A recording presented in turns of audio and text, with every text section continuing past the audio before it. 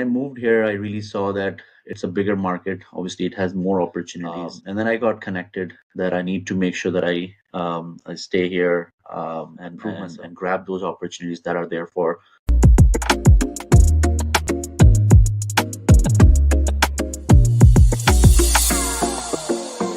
I would like to take this opportunity, and we are beyond excited to welcome someone who has been true guiding light in both of our careers, Zubair Khan.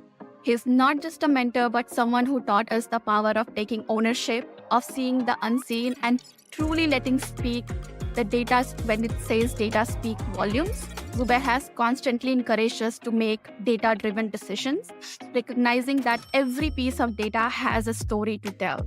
His unique approach to leadership has empowered us and countless others to approach challenges with both insight and integrity.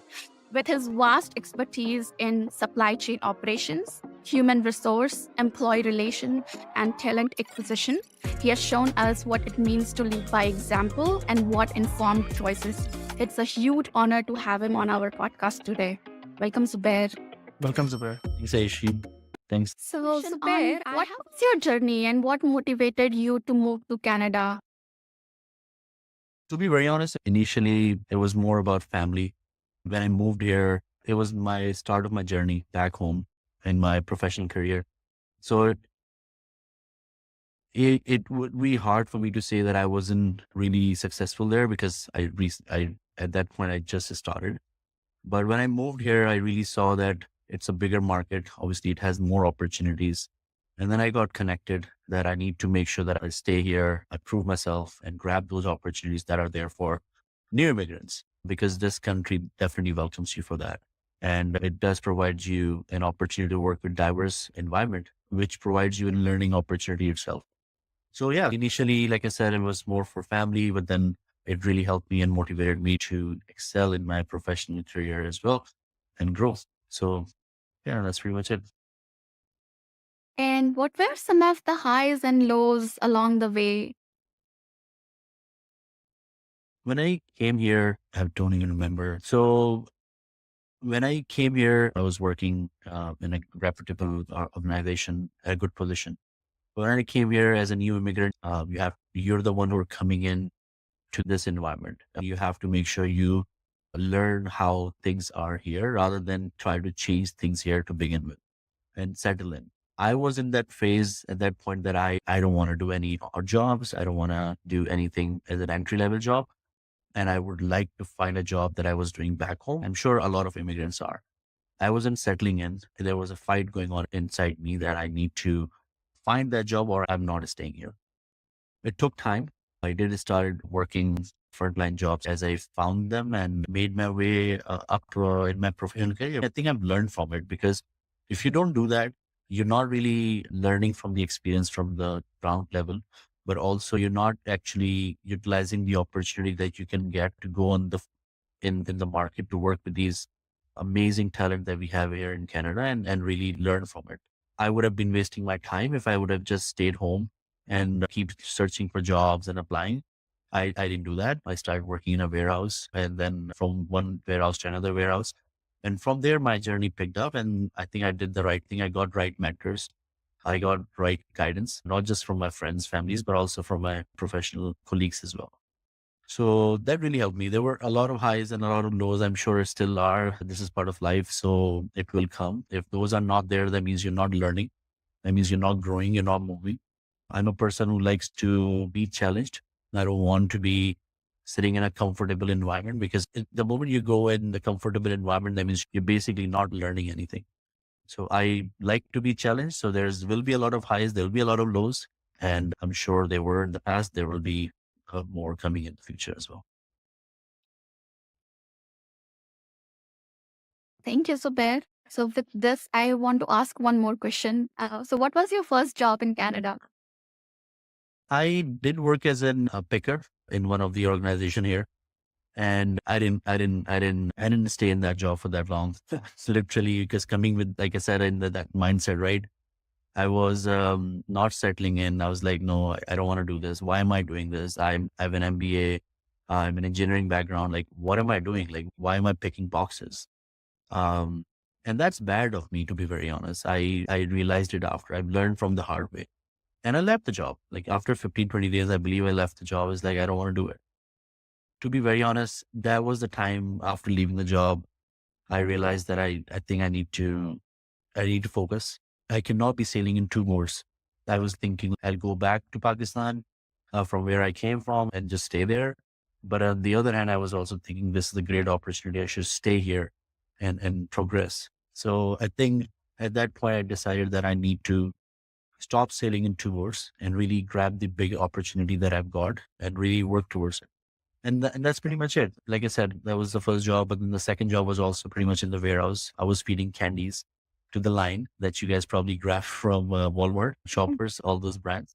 So one of the warehouse that was providing that service to these companies, yeah, I did pack a lot of candies back then for Christmas in those years.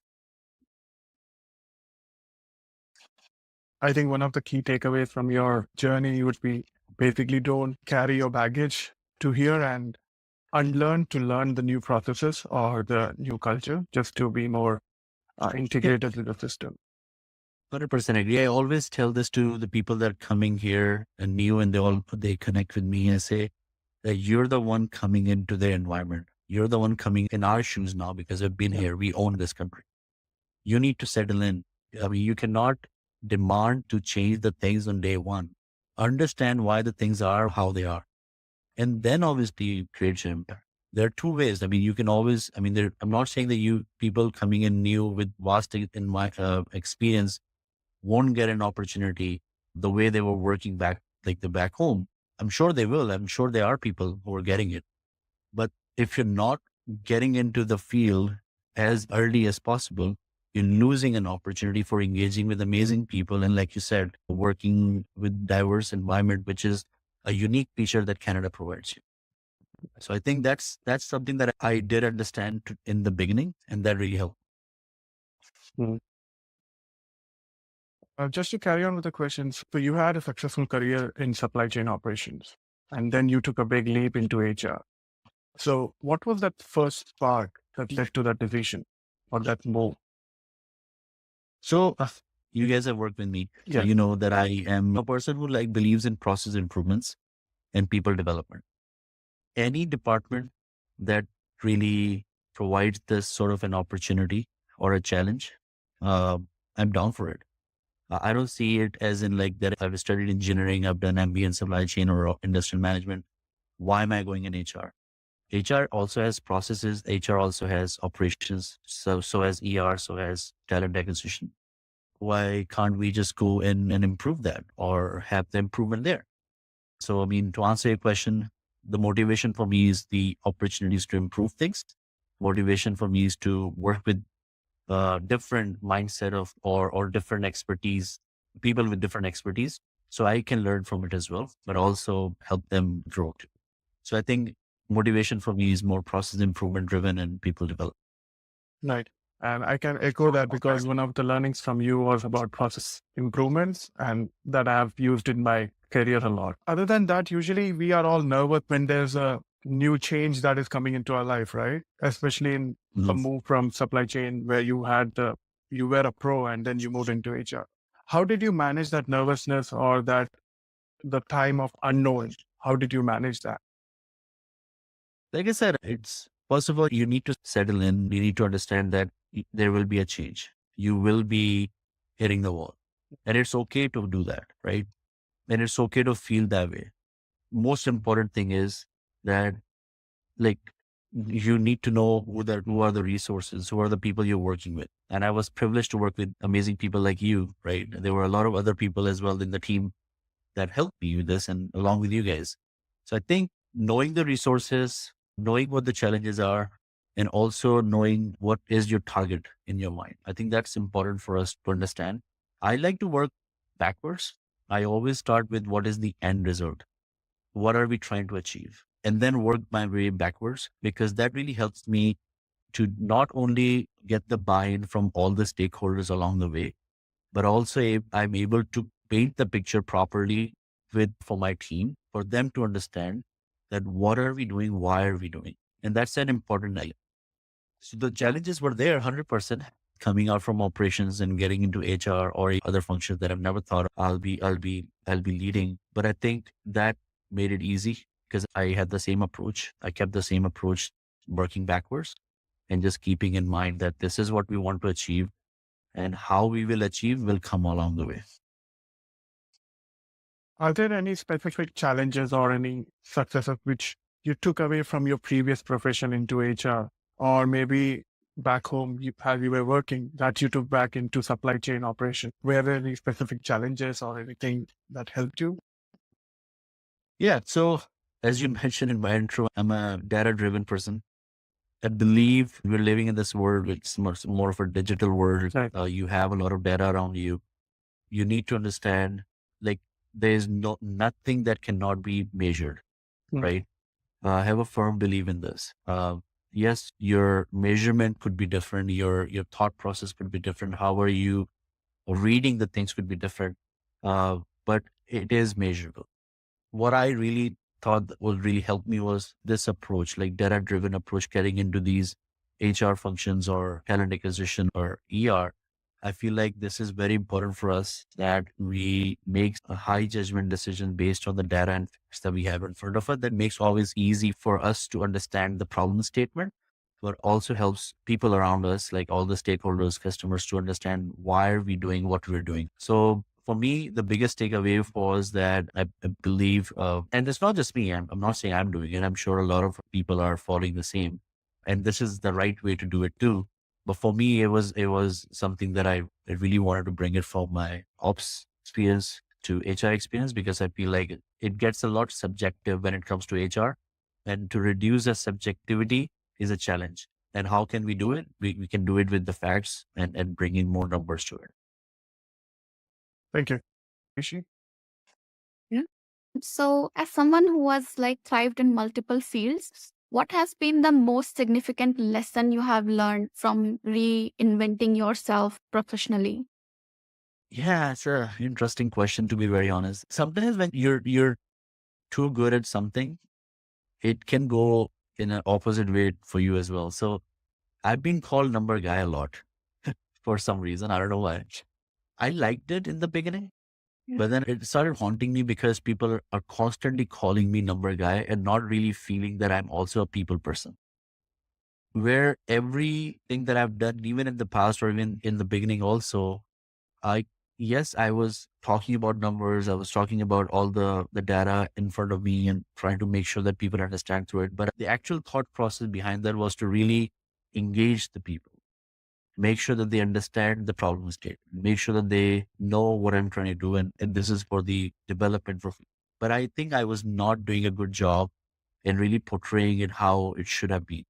So people started calling me number person. And it wasn't good for me because that was not the intent. My intent was really to develop people. But I changed that approach.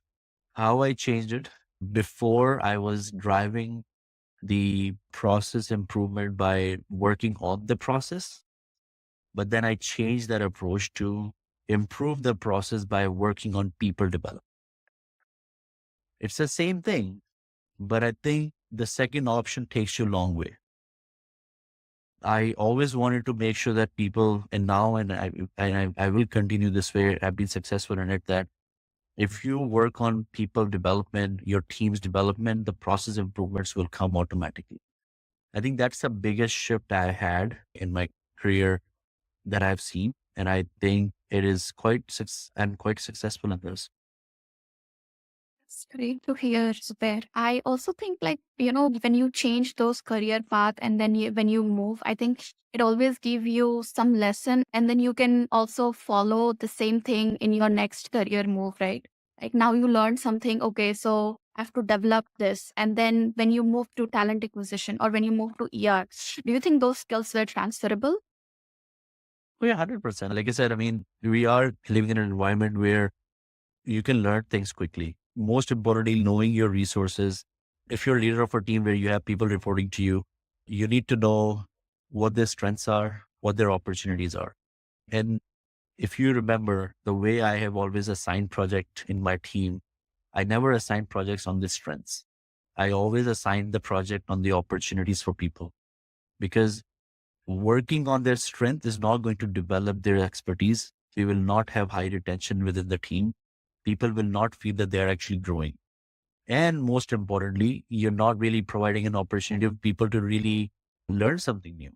So I think if you are working on this model, they need help, you providing them help and resources, but assigning the project on the opportunities where they want to grow, where you think they should grow, is also going to help them to develop themselves, but also learn something new. So in this way, I feel like this is very transferable. I mean, if you work on this model, you're creating leaders for future. I definitely feel like it is transferable. I can change my hat anytime because I always go with the mindset that anything can be improved. Okay.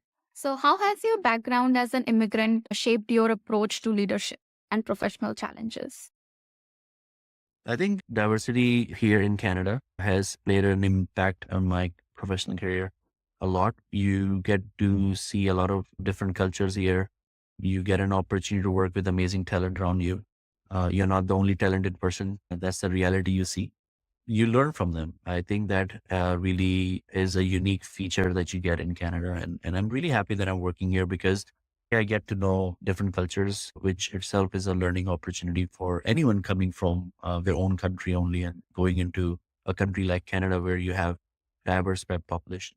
But also, I think it's important for us to know how things are done. How do they manage businesses back home? Because they're bringing their learnings, like how I did, right? Or any other person from my country did. So, and then you learn different leadership styles. Like in my early career time, I never used to wait for more data or more facts gathering. I used to jump on conclusion a lot quicker. Uh, was I successful? Maybe. I probably had a lot of failures as well. But I think I changed that approach when I came here because I noticed that and I learned that from people around me that it's okay even if you see the solution in front of you uh, quite early in the stage of problem statement, but just calm down. Just take your time. It's okay because you're really trying to build a foundation and a well-oiled machine that you want it to run itself rather than just fixing it for one time. So I think I've learned that. And I don't jump on the conclusions now. I try to find all the pros and cons before getting to the final stage. So I think that has helped me a lot here in Canada. So, and that came from a diverse environment opportunity that we get here. One of the things to add is the best thing I've learned from you is about root cause analysis. For anything that happens, you would always bring up that point of RCA, and that has also helped us in our journeys. Because now we think back on what was the 1% failure or whatever drawbacks had been in that particular project and make it more better for the next time. I think that should make it right. You are a people person because we have worked under you and we have seen you have had so many managerial positions, leadership positions. What kind of specific leadership style do you follow? And being in different organizations or different teams, you need to have strategic mindset and you are a strategic person. How do you balance these both for your betterment of the department or your team? You tell me, you worked with me. What kind of leadership style I have? I like to improve the process by working on people development because that is going to give me or an organization a long run solution. We often, actually, I wouldn't say fail. We often improve the process, but really don't engage the people along the way. Mhm. What we are doing wrong in that one is we're not really getting the ownership from people that are working on it or will be working on it. But if you drive the solution from people, getting their buy-in by letting them understand and working on their development and let them make the change. When I say people as in like your team, that is a long run solution. So I think this is my style. This is I always follow. I like to stay close to people development because like, the hiring strategies I have had in the team as well. Like I've always believe in that you can teach anything to anyone as long as they are passionate, as long as they are eager to learn. So Like from the hiring strategy, I always believe in this. If I see that passion, I see that fire, that they're eager to learn, even though if they don't know the job, we'll teach them. But also from their leadership perspective, I believe in people development to drive the process improvements. Make sure. That's how I do it. That's a very simple thing. I don't think I'm the only one. I'm sure a lot of other people are doing it. So, what happens when you become individual contributor as a leader? I think if you were a leader, people leader before, and then you move to a space where you're more individual contributor, I think it's just more of a word. You're still contributing as a team. You're not working alone in the organization. You still have to influence the other team. I think it's a harder hat to wear in terms of influencing people, when you're not even in the leadership role. So it definitely is a challenging role or position you're in, because you don't have people reporting to you directly, yet you're expected to deliver. So it definitely teaches you different approaches, how you're going to engage with people that are directly or indirectly in your team, but no one is officially reporting to you. So if you're managing a project and you have team members from different teams working in it and you're a team leader, you're still a leader for that project. Yes, they're not reporting to you, but your mindset should not be changed that you're not a leader. You're a leader. Your overall team that is working on that project will move and should move how you want it to be moved, but making sure that they are aligned, they are along the way with you. So I think for me, individual contributor or a people leader is not too different from that perspective, as long as you have this mindset that you have a role to play in an organization as a team, and you're not the only one contributing for the success. Yes, it is called individual contributor, but your contribution goes towards the organization, which has a lot of people leader and a lot of individual contributors. So it is a little bit challenging role compared to people leader from that perspective, but also when it comes to people development and developing your team as a people leader, that itself is a bigger challenge than anything, because you're responsible for someone's development, someone on your team, how they are shaping their career going forward. So it's just how you see it, where people feel comfortable in, right? If someone who is not good in, or really not their cup of tea for really talking to a lot of people or engaging with them on a regular basis, yes, they would like to have an individual contributor role, but people like me who really would like to engage with people on a regular basis and talk to them, I like a team structure better. There's nothing wrong in both. It's just how you see it. End result is that even if you're an individual contributor, you still have an organization, you have a lot of people working there. You just change your approach, how you engage with them. I would just like to understand from you, we often talk about strategic thinking or critical thinking, which you have. Throughout your journey, how did you develop that thinking or maybe that process within yourself? That could be a great input for us. So I think going back to that approach, working backwards and try to see the unseen. These are the two things that I have developed over the time. We often miss an opportunity for something that could happen in future or is around us, but we don't see it because we're too narrow and looking at what we're trying to achieve is this, and we got the solution, let's move forward. I have always kept in my mind, and I've learned from it as well, that even though you have a target in front of you, yes, you work towards it, make sure your team is working towards it, but you don't keep your eyes away from abnormalities that can happen. Anything that can change or could change your direction towards your target. Target could still be the same, approach can change. So be flexible. Mhm. I think that is a strategy that I've learned over the time. In the beginning, I was so rigid, and I've learned from it that if I've decided that I'm going from point A to point B in one direction to achieve my target, I will go in that way. But what I've learned now is that the end result is getting to point B. It's not how you're getting to point B from point A. Yes, you need to have a direction set for your team to move, but you also keep in mind that there could be a possibility to change that direction.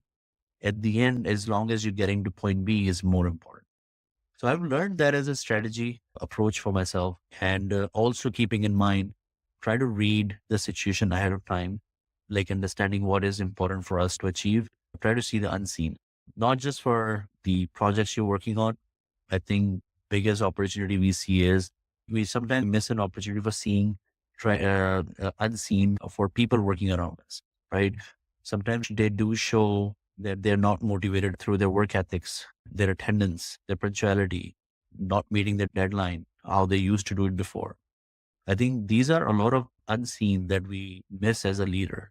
If you are really practicing, try to see the unseen thing, then you'll see a lot of these things around you that really helps you become a better leader and a person who can engage with their team on a regular basis. I've seen this, I've done it, I still do it. Bottom line is that you need to make sure that if people are working around you, you are their leader. You need to make sure that you're not only On a personal level, how do you disconnect from work once your work timings are over, and how you disconnect from work, and what do you do during your downtime? I have 3 kids, love them, obviously. So try to spend time as much as possible with them, with my family. Me and my wife, we always try to make sure that we give them enough time. Well, there's no such thing as enough time for kids, but we try to make sure that we spend time as much as possible with family, friends, and give them different experience. Because I think as much as we spend time with them is important for them, but at the same time, if we provide them opportunities to travel, to engage with different people, they're going to learn from it. We're living in an environment where it's not just your family who they can learn from, but the people outside our family as well. So we try to take them to different cities. We have them involved in some activities as well. I think I'm not doing something new. I'm sure people are doing that as well as a parent. But yeah, outside of work, I try to not bring my work home. That's important.